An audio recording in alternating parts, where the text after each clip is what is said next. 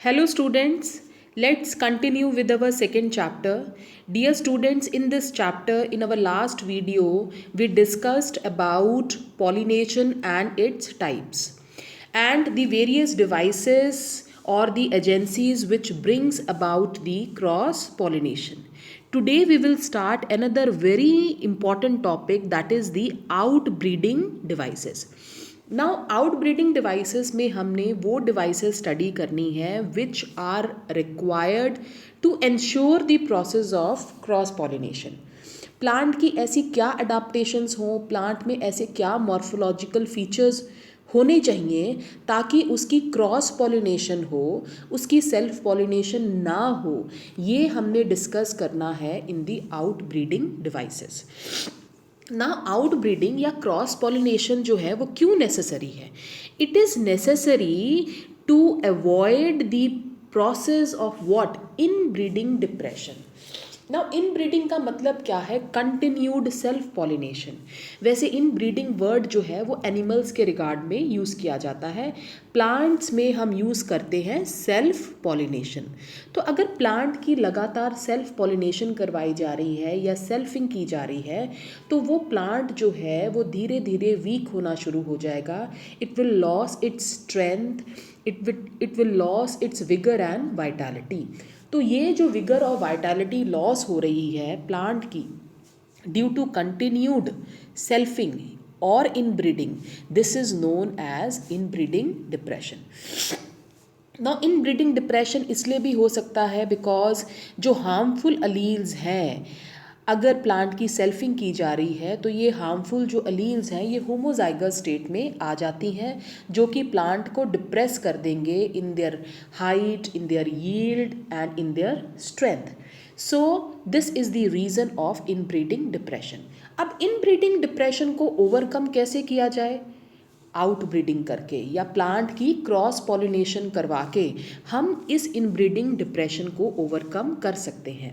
तो आज हम इन्हीं आउटब्रीडिंग डिवाइसेस को डिटेल में स्टडी करेंगे with the help of some beautiful pictures and diagrams. And usually this topic is avoided in classroom. So today we will discuss this topic in very detailed form with the help of some beautiful diagrams and pictures ताकि ये topic तुम्हें clearly understand हो सके.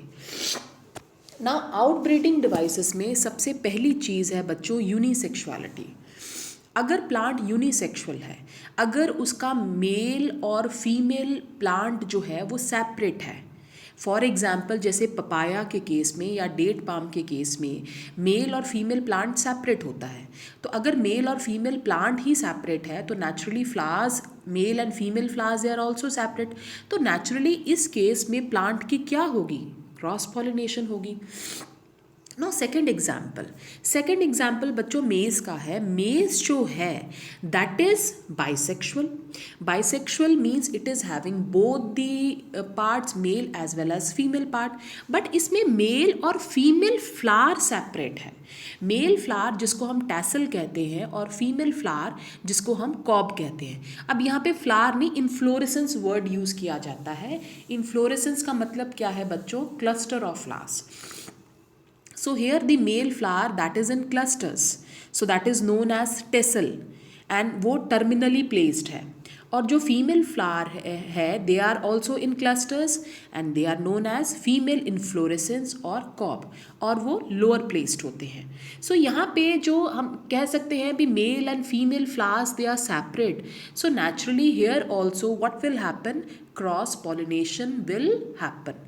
सो the first point is unisexuality. Unisexuality जो है वो plant में क्या करवा रही है? क्रॉस पॉलिनेशन करवा रही है. मेल या फीमेल प्लांट सेपरेट है या मेल और फीमेल फ्लावर ही सेपरेट है तो नेचुरली उस प्लांट की क्या होगी? क्रॉस पॉलिनेशन होगी. So this is the first point of the outbreeding devices. Next, in dichogamy the flower is bisexual. The flower is bisexual means the flower has both the anthers and the stigmas. But still flower की क्या हो रही है, cross pollination. अब ऐसा क्यों, flower में दोनों ही रिप्रोडक्टिव पार्ट्स हैं, एंथर्स भी हैं और स्टिग्मा भी है, तो उसकी क्रॉस पॉलिनेशन क्यों हो रही है, बिकॉज इनके ये दोनों जो रिप्रोडक्टिव पार्ट्स है they are maturing at different time. इसमें सबसे पहली कंडीशन होती है प्रोटेंड्री। प्रोटेंड्री का मतलब अगर मेल पार्ट पहले मेच्योर हो रहा है देन दी फीमेल पार्ट, तो नेचुरली फ्लावर का भी मेल पार्ट तैयार है और उसका फीमेल पार्ट जो है वो रेडी नहीं है फॉर रिप्रोडक्शन, तो नेचुरली प्लांट की क्या होगी, क्रॉस पॉलिनेशन होगी। और दूसरी चीज़ होती है प्रोटोगाइनी। प्रोटोगाइनी का मतलब है भी female part is ready but the male part is not ready, या फीमेल पार्ट जो है that matures first and then the male part. तो इन केसेस में भी फ्लावर की क्या होगी, क्रॉस पॉलिनेशन होगी। फॉर एग्जाम्पल इस डायग्राम में देखो प्रोटेंड्री जो है वो शो की गई है इन क्लीरोडेंड्रॉन। क्लीरोडेंड्रॉन इस फिगर में तुम देखो भी इसके मेल पार्ट जो है, स्टेमन्स जो हैं वो रेडी है, बट अभी जो स्टिग्मा एंड स्टाइल और ओवरी जो फीमेल पार्ट है दैट इज नॉट रेडी, तो naturally this flower will get cross pollinated. और इस डायग्राम में हम देखते हैं तो प्रोटोगाइनी है भी, फीमेल पार्ट जो है वो मेच्योर हो गया है but mail part is not ready, so naturally this flower will also get what, cross pollinated. So this was the second point which is known as dichogamy. Dichogamy means flower bisexual है but दोनों reproductive parts अलग अलग time पे mature हो रहे हैं ताकि क्या इंश्योर हो सके, क्रॉस पॉलिनेशन हो सके। नाउ थर्ड चीज़ है हेटेरोस्टाइली। हेटेरोस्टाइली का मतलब है different length of the styles and stamens. जैसे तुम इस डायग्राम में देखो हेटेरोस्टाइली जो है that is shown to you, this is present in case of jasmine and primrose. जैसे जैस्मिन के केस में दो टाइप के फ्लावर्स होते हैं, एक लॉन्ग स्टाइल्ड होते हैं और एक शॉर्ट स्टाइल्ड होते हैं। जिसको लॉन्ग स्टाइल में तुम देख रहे हो कि स्टाइल की लेंथ लंबी है और स्टेमन्स की लेंथ जो है वो शॉर्ट है, सो नेचुरली ये फ्लावर सेल्फ पॉलिनेट नहीं हो पाएगा। इसका दूसरा फ्लावर जो है उसमें स्टाइल की लेंथ जो है वो शॉर्ट है और स्टेमन की लेंथ जो है वो लॉन्ग है, again this flower will also not get self pollinated. तो इनकी आपस में क्या होगी, क्रॉस पॉलिनेशन जो है वो होगी। ये जो स्टेमन्स हैं they will shed over this stigma and these stamens they will shed their pollen grains over this stigma. So due to the different length of the style and stamens, the flower is not able to do self pollination and it will naturally undergo the process of cross pollination. Next diagram जो है, हाँ यहाँ पे भी देखो बच्चों picture से बड़ा क्लियरली जो है वो डिपिक्ट हो रहा है ये topic, that here you can see the style length is long and the stamens they are short, और यहाँ पे हम देख रहे हैं भी स्टेमन्स जो हैं they are long and the style length is short. So naturally this flower it will also get what, cross pollinated because they have the different length of their style and stamens. तो I think picture से ये चीज़ें जो हैं वो बहुत clearly जो हैं वो depict हो रही हैं और बहुत easy हैं to understand. नेक्स्ट है बच्चों हर्कोगैमी।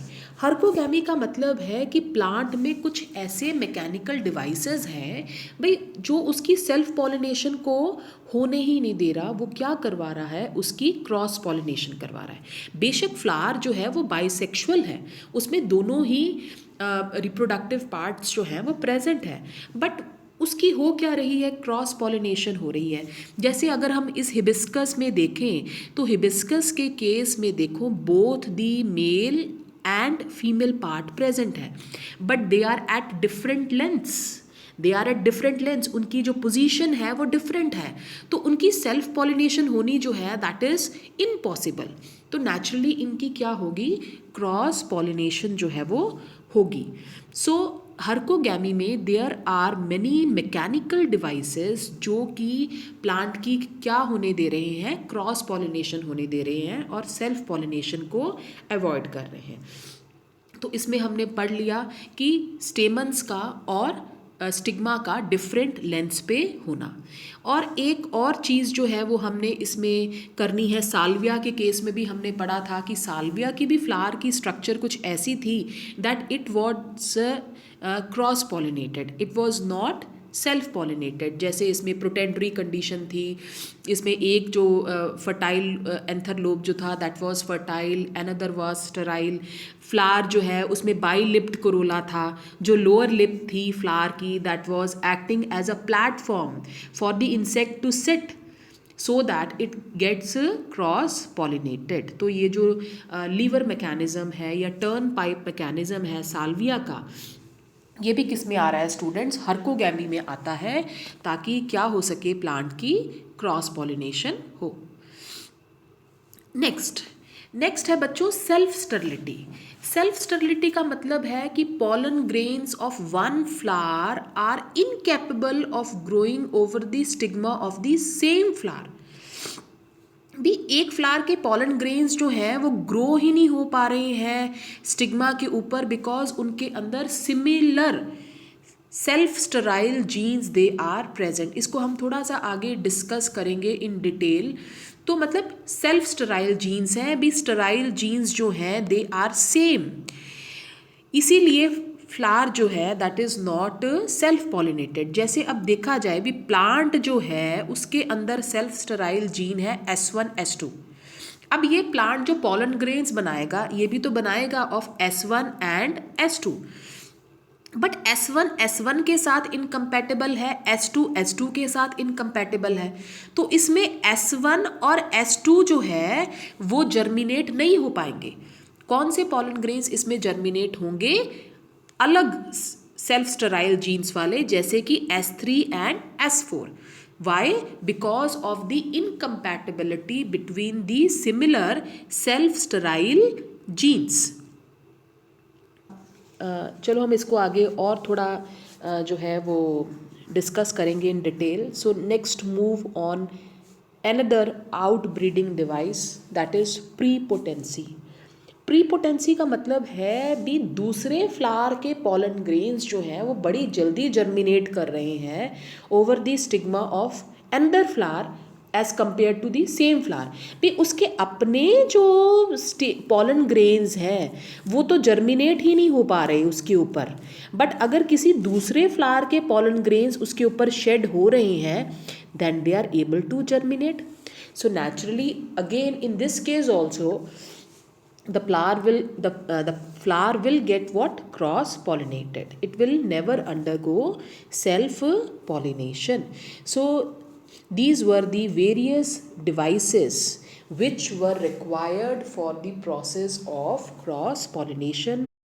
Now next topic is artificial hybridization. Artificial hybridization का मतलब है बच्चों दो डिफरेंट प्लांट्स को आपस में क्रॉस करवाना, जो कि हमने मेंडलिज्म के केस में भी बड़ा डिटेल में स्टडी किया है कि मेंडल किस तरीके से दो डिफरेंट प्लांट्स को आपस में क्रॉस करवाता था, जिसको हम क्या कहते हैं, hybridization. Because this hybridization that is performed by man, so this is known as artificial hybridization. तो अगर दो डिफरेंट प्लांट्स को आपस में क्रॉस करवाना है और अगर सपोज प्लांट बाइसेक्सुअल है, ठीक है, तो बाइसेक्सुअल है तो उसकी तो सेल्फ पॉलिनेशन हो रही है, बट हमने उसकी सेल्फ पॉलिनेशन को क्या करना है, अवॉइड करना है। तो हम उस बाइसेक्सुअल फ्लावर की क्या करते हैं, इमैस्कुलेशन करते हैं। इमैस्कुलेशन का मतलब है भी मैनुअली उसके जो पॉलन ग्रेन्स हैं वो रिमूव किए जाते हैं। देखो इस डायग्राम में बड़ी क्लियरली जो है ये शो किया गया है that with the help of forceps these pollen grains they are removed, ताकि फ्लावर का सिर्फ कौन सा पार्ट रह जाए, उसका फीमेल पार्ट जो है वो रह जाए, और इस फीमेल पार्ट के ऊपर हम जिस प्लांट के साथ इसे क्रॉस करवाना चाहते हैं उसके पॉलन ग्रेन्स जो है वो शेड हो जाए। बट बच्चों इमैस्कुलेशन के इमीडिएटली बाद जो है जो इसका फीमेल पार्ट है उसे बटर पेपर से या पॉलीथीन शीट से कवर करके रखा जाता है, ताकि इसकी कंटामिनेशन किसी दूसरे पॉलन ग्रेन से ना हो, ठीक है, और उसके ऊपर डिज़ायर्ड पॉलन ग्रेन्स जो हैं वो वही शेड हो सके। So this we have also done in detail in our 5th chapter जो हमने पहले स्टडी कर लिया है। तो इसमें ये टर्म यूज़ किया जाता है बच्चों बैगिंग। तो बैगिंग का मतलब अभी थोड़ी देर पहले मैंने तुम्हें बताया कि जो फीमेल पार्ट है, कि अगर सपोज़ जो फ्लावर है उसकी हमने इमैस्कुलेशन कर ली है, उसके जो स्टेमन्स हैं उनको रिमूव हमने कर लिया है, एंथस को हमने रिमूव कर दिया है, तो ये जो फीमेल पार्ट है, जो स्टिग्मा है, this is covered with a butter paper और विद पॉलीथीन शीट, ताकि इसकी कंटामिनेशन किसी दूसरे पॉलन ग्रेन से ना हो, और जिस प्लांट के साथ हम इसे क्रॉस करवाना चाहते हैं उसी के पॉलन ग्रेन्स इसके ऊपर शेड किए जाएं। सो अगर फ्लावर बाइसेक्सुअल था तो हमने उसकी इमैस्कुलेशन की, बट अगर सपोज फ्लावर यूनिसेक्सुअल है भी, अगर उसका मेल और फीमेल फ्लावर सेपरेट है, तो उस केस में जो हम फीमेल फ्लावर होता है ना, उसकी इमैस्कुलेशन करने की तो कोई ज़रूरत है ही नहीं, बिकॉज फीमेल फ्लावर में नेचुरली फीमेल पार्ट ही होगा, मेल पार्ट तो एब्सेंट होगा। तो बट फीमेल जो फ्लावर होता है that is also covered with the polythene sheets और विद बटर पेपर्स, ताकि उसके ऊपर डिज़ायर्ड पॉलन ग्रेन्स जो हैं वो शेड किए जा सके। So this was about the artificial hybridization. Now our next topic is pollen pistil interaction. Pollen pistil interaction का मतलब क्या है भी, पिस्टल जो था that was the female part. अब इस पिस्टल के 3 पार्ट्स हैं, stigma, style and ovary.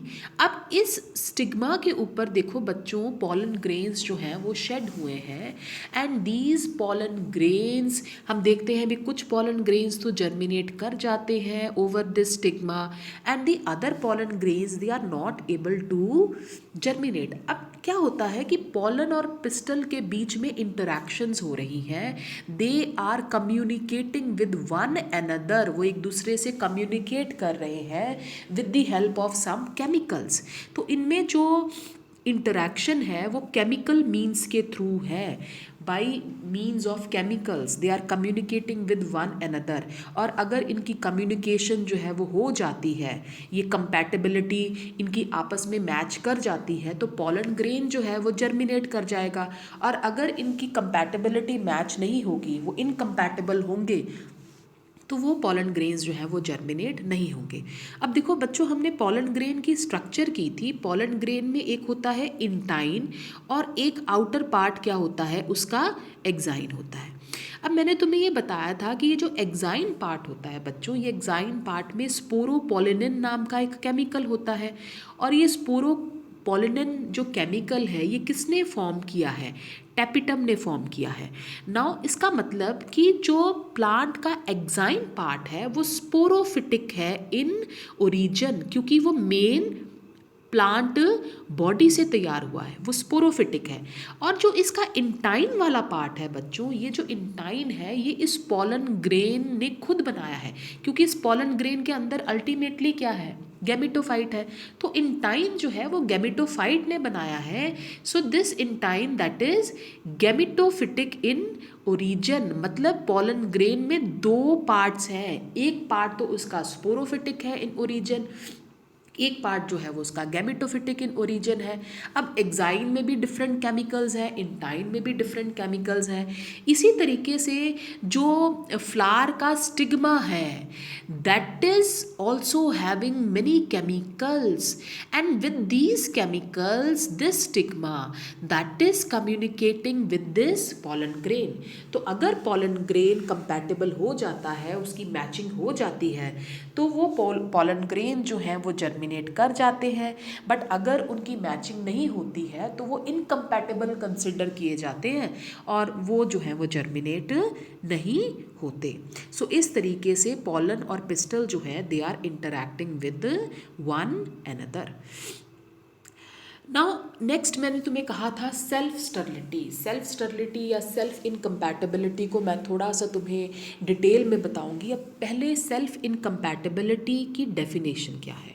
Self incompatibility means the inability of certain gametes even from genetically similar plant species to fuse with each other. भी plant genetically similar है, the pollen grains जो stigma के ऊपर shed हुए हैं they are genetically similar, but that pollen grains they are not able to germinate. अब ऐसा क्यों है, जेनेटिकली सिमिलर है प्लांट, अब उसके पॉलन ग्रेन्स जो हैं वो जर्मिनेट क्यों नहीं हो रहे? They are because of two reasons. One is morphological self sterility और दूसरी है फिजियोलॉजिकल।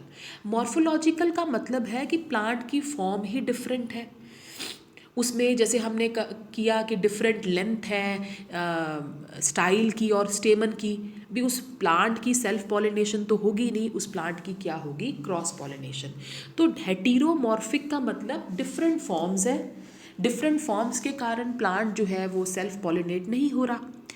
अब दूसरी चीज़ है फिजियोलॉजिकल। फिजियोलॉजिकल का मतलब है कि प्लांट की फॉर्म तो सेम है बट स्टिल प्लांट क्या हो रहा है, क्रॉस पॉलिनेट हो रहा है। तो यहाँ पे जो क्रॉस पॉलिनेशन है या जो सेल्फ स्टरलिटी है वो डिटरमाइंड होती है बाय एस जीन, जिसको हम कहते हैं सेल्फ स्टराइल जीन। और इस जीन की बहुत सारी अलील्स हैं, देयर आर मेनी अलील्स। तो ये मल्टीपल अलील्स के का भी एग्जाम्पल आता है। अब देखो डायग्राम से इसको हम समझते हैं।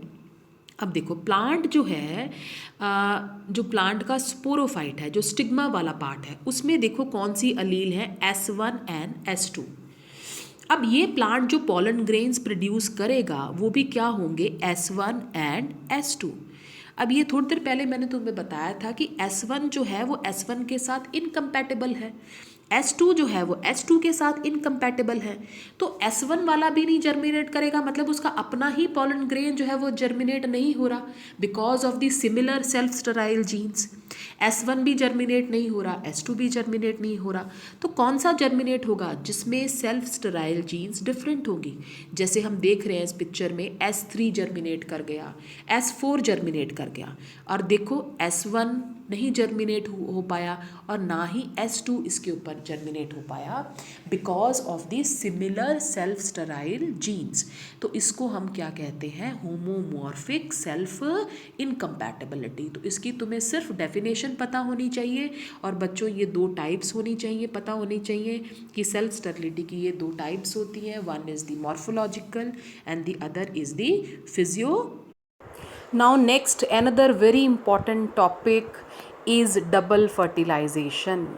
Dear students, double fertilization is a unique feature of angiosperms. Angiosperms का ये यूनिक फीचर है double fertilization, which means that double fertilization is only present in angiosperms, it is absent in the rest of the plants.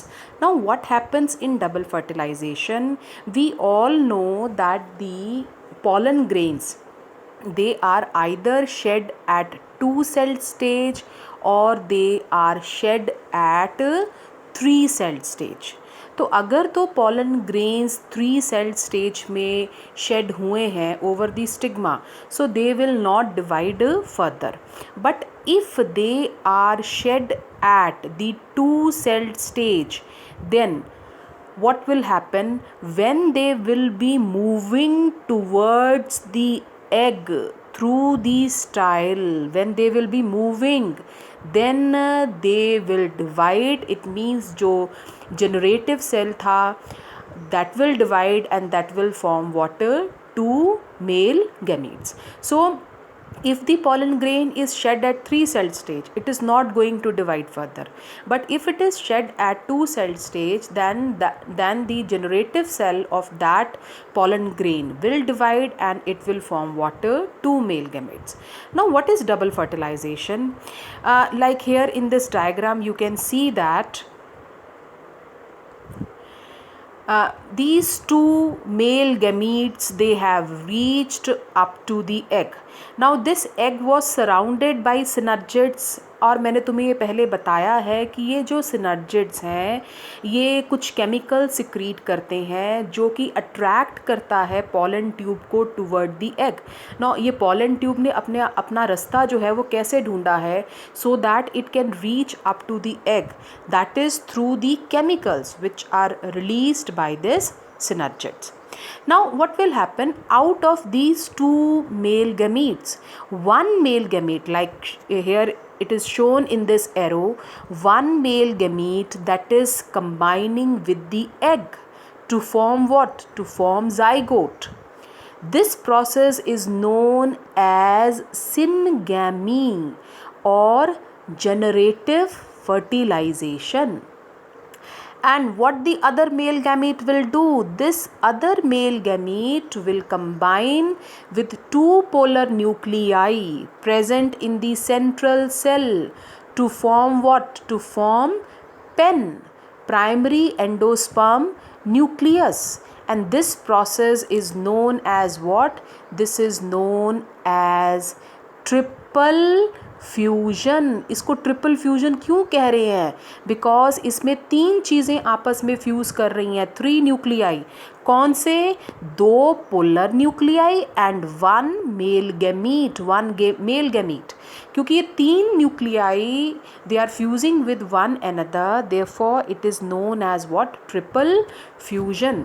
So in double fertilization, two events they are occurring. One is syngamy and other is triple fusion. Like here we will see in this diagram. Like, so in double fertilization, the first male gamete that is combining with the egg to form the zygote. Now male gamete is also haploid, egg is also haploid, and the zygote will be, which will be formed, that will be diploid. And this zygote will form what? This zygote will form the future embryo. And this process is known as what? This is known as syngamy or generative fertilization. And the second male gamete that will combine with two polar nuclei, which is also known as, जिसको हम क्या कहते हैं? Secondary nucleus भी कहते हैं. To form what? To form PEN. ना male gamete haploid है, जो 2 पोलर न्यूक्लियाई हैं दे वर डिप्लॉयड, तो नेचुरली जो पेन बनेगा वो ट्रिप्लॉयड होगा. And this process is known as triple fusion because it involves the fusion of 3 nuclei, one of male gamete and the other of 2 polar nuclei, and this process is known as vegetative fertilization. और ये pen क्या बनाएगा बच्चों? ये pen बनाएगा future endosperm. So this process is known as double fertilization because it involves 2 events. One is syngamy and the other is triple fusion. Now next, in this diagram there are shown the products which are formed after the double fertilization. So after the double fertilization, one product which is formed, that is the zygote. This zygote is going to form the embryo, and the other product which is formed, that is PEN, primary endosperm nucleus. और अब ये जो central cell थी जिसके अंदर 2 polar nuclei present थे, now we are calling it PEC, primary endosperm cell, and this is going to form the what? This is going to form endosperm. So in double fertilization, 2 events they are occurring simultaneously. One is the syngamy and other is the triple fusion. और बाकी हम देख रहे हैं कि antipodals जो हैं वो भी डीजनरेट कर गए हैं. सिनर्जिड्स जो हैं they will also degenerate to provide the nourishment. Now, so here it is written the definition of double fertilization: the process of fertilization which occurs twice in the same embryo sac at a time by the 2 male gametes is called double fertilization. वैसे तो fertilization discover किया था स्ट्रॉसबर्गर ने 1884 में, but जो double fertilization था that was discovered by Navaschin in 1897 in Lilium and Fritillaria species. So बच्चों, अगर तो मेल गैमीट्स जो हैं they are brought to the egg through the pollen tube, जैसे हम यहाँ पे देख रहे हैं कि मेल गैमीट्स जो हैं they are brought to the egg through this pollen tube. तो इस प्रोसेस को हम बच्चे क्या कहते हैं? we call it siphonogamy. This is known as siphonogamy. सो यहाँ पे हम देख रहे हैं कि पॉलन ट्यूब जो है that is bringing the 2 male gametes up to the egg. अब इस डायग्राम में एक और बड़ी अच्छी चीज़ जो है वो शो की गई है, 3 प्रोसेसेस। ये क्या है? फर्स्ट है पोरोगैमी। पोरोगैमी का मतलब क्या है बच्चों? भी अगर पॉलन ट्यूब की एंट्री थ्रू माइक्रोपाइल होती है that is known as porogamy. अगर पॉलन ट्यूब की एंट्री थ्रू चिलेजल एंड हो रही है that is known as chalazogamy. और अगर इनकी एंट्री थ्रू इंटेगुमेंट्स हो रही है पॉलन ट्यूब की entry, then that is known as mesogamy. So porogamy means the entry of pollen tube through micropyle. Chelazogamy means the entry of pollen tube through chelazal end, and mesogamy means the entry of pollen tube through the integuments. So this was about the different types of fertilization depending upon the entry of the pollen tube. And last, very important, what is the significance of double fertilization? Double fertilization का क्या significance है बच्चों? में एक बड़ा important इसका significance बताती हूँ कि डबल फर्टिलाइजेशन में 2 इवेंट्स हुए हैं और यहाँ पे एंडोस्पर्म की फॉर्मेशन हुई है at the same time when the embryo is formed, so that ये एंडोस्पर्म अपना नरिशमेंट जो है वो प्रोवाइड कर सके to the developing embryo. So endosperm की फॉर्मेशन हुई है at the same time of the formation of embryo. अब ऐसा जिम्नोस्पर्म्स में नहीं है बच्चों। जो जिम्नोस्पर्म्स हैं उसमें एंडोस्पर्म किसको कहते हैं? फीमेल गैमेटोफाइट को। वहाँ पे एंडोस्पर्म पहले बन जाता है, अभी फर्टिलाइजेशन भी नहीं हुई, अभी जाइगोट भी नहीं बना, बट एंडोस्पर्म पहले फॉर्म्ड हो गया। इट मीन्स प्लांट ने अपनी एनर्जी पहले ही वेस्ट कर ली एक ऐसा न्यूट्रिटिव टिश्यू बनाने में जो कि एक्चुअली किसको प्रोवाइड होना है? To the embryo.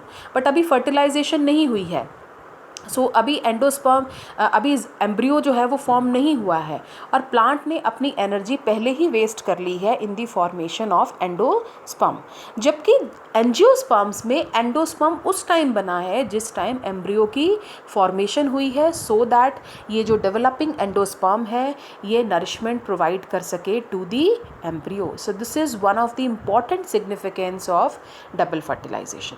दूसरी चीज़ क्या है कि डबल फर्टिलाइजेशन से जो मेल प्लांट के कैरेक्टरिस्टिक्स हैं they will be brought in the new generation. So this is all about students about today's topic. Next, tomorrow we will start another very important topic, that is the development of embryo or embryogenesis and the development of endosperm. Till then बच्चों, thank you.